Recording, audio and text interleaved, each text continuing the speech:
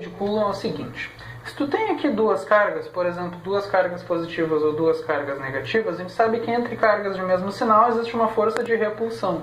Então essas cargas aqui estão se repelindo com uma certa força, essas cargas aqui também estariam se repelindo com uma certa força.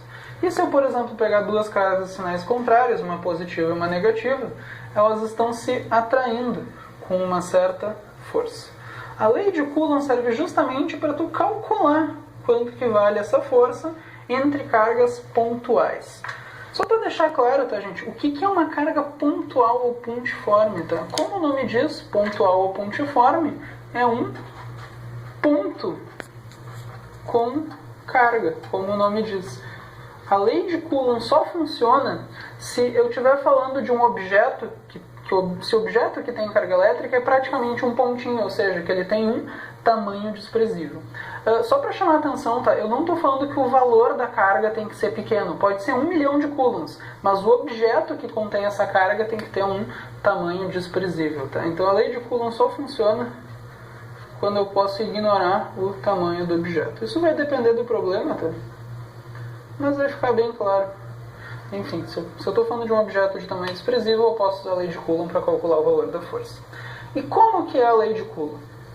A lei de Coulomb diz que a força entre duas cargas, por exemplo, vamos dizer que eu tenho aqui a carga 1, aqui a carga 2. Entre elas existe uma certa distância d.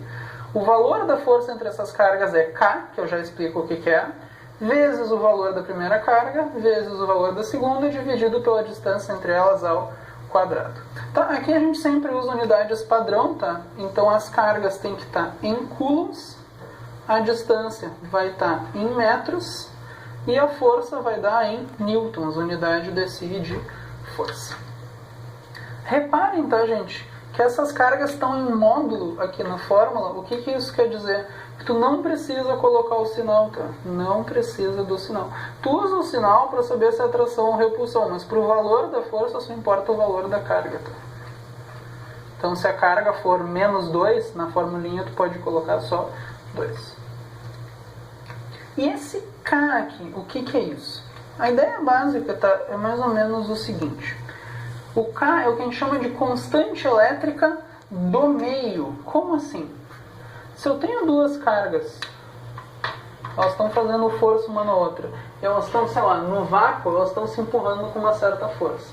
Se tu colocar elas, não sei, embaixo da água, dentro do xixi, tu vai notar que o valor dessa força vai mudar. O lugar onde estão essas cargas influencia no valor da força. O K é só um número que está aqui que vai incluir a influência do meio, do lugar onde essas cargas estão. Se tu estiver no vácuo, que é o caso mais comum, o K do vácuo é aproximadamente 9 vezes 10 na 9 Newton vezes metro quadrado por Coulomb ao quadrado. Essa é a unidade do K. Se tu estiver embaixo da água ou coisa assim, o valor do K vai mudar, o exercício vai ter que te dizer. Mas normalmente as cargas estão no vácuo, tá? Inclusive se o exercício não fala nada, a princípio a gente normalmente usa esse valor aqui como se não tivesse nada entre as cargas. Normalmente, mas o ideal seria que o exercício dissesse que as cargas estão no vácuo. Vamos fazer um exemplo aqui então, tá? Só para começar a trabalhar com a lei de Coulomb. Então vamos começar com um exemplo idiota, tá? Por mais simples que ele pareça, normalmente esses exemplos são os melhores. Então olha só, vamos dizer que eu tenho duas cargas aqui, um Coulomb e um Coulomb, separadas por uma distância de 1 metro entre elas, eu quero saber a força. Assim, gente, sempre que tu está falando de força elétrica, tem duas coisas que tu tem que saber fazer. Você tem que saber desenhar a força e achar o valor, tá? Desenhar a força aqui é bem fácil, né? As cargas têm o mesmo sinal, essa força é de repulsão. Então aqui eu tenho uma força F. E o valor dessa força a gente acha então pela lei de Coulomb, tá? A gente acabou de ver.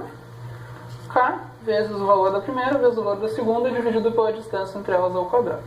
Vou fazer aqui. Então o valor da força fica K. No princípio vou supor que elas estão no vácuo. Então 9 vezes 10 na 9.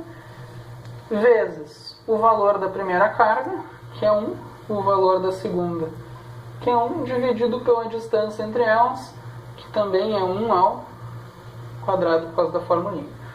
Isso aqui vai ficar 9 vezes 10 na 9 vezes 1 dividido por 1, vai dar 9 vezes 10 na 9, o que é? Newtons, né? Unidade de força. Isso significa o quê? que essa força vale 9 vezes 10 na 9 e essa força vale 9 vezes 10 na 9. Notem que tu tem sempre duas forças e uma formulinha, porque tu sempre acha já a força nas duas, é sempre igual. Mesmo que essas cargas sejam diferentes, tá? A força que tu acha é a força nessa e nessa. Isso é a terceira lei de Newton, né? Ação e reação. A força que a primeira faz na segunda é igual a força que a segunda faz na primeira. Então, enfim, essas duas forças são sempre iguais, tu acha elas usando a formulinha. Se, por exemplo, agora eu tiver uma situação bem parecida, só que ao invés de mais um e mais um, eu tenho mais um e menos um. Eu só troquei o sinal de uma das cargas. E daí? O que isso muda? Será que vai mudar o valor da força? Não, né? Porque o valor da força depende das cargas em modo, ou seja, o sinal das cargas não influencia no valor da força. E os valores das cargas são os mesmos, 1 e 1. A única coisa que muda é o seguinte, como aqui é mais 1 e aqui é menos 1, agora a força é de atração. Mas mudar o sinal não influencia no valor, então eu sei que a resposta vai continuar sendo a mesma, vai ser 9 vezes 10 na 9.